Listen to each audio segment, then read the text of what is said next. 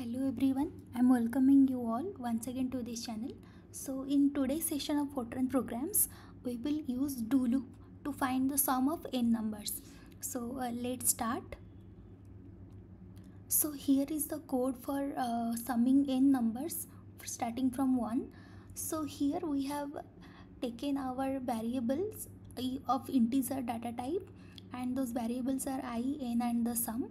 So we want the user to enter the number as n, and here we have initialized the sum to 0. That means there is no initial value in the sum. So during the loop, which will executed from 1 to n, and all the number it will add, and it will generate some sum, and again it will go for another loop, and it will add the same sum with the further number and store it as the sum. So and after this end, do loop end, we will print our result, and that result will show us the sum of numbers starting from 1 to that number. So let's go and see that code.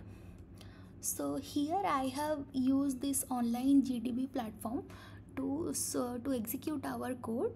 You can also use your normal Fortran compiler. So here I have I am using online compiler for this time, and here the same code I have written, and let's try to execute the same. So here I am running it, and let's enter any small number first to check, and here I am entering the number as 3.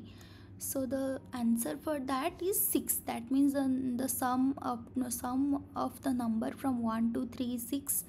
Let's try to enter some bigger number, and here I will enter any number, 45 suppose.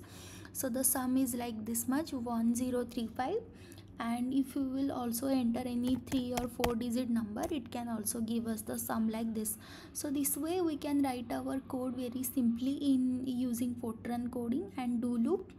And this much for today's session, and thank you all. And after this we will come up with more such problems using do loop in Fortran, which will be very helpful to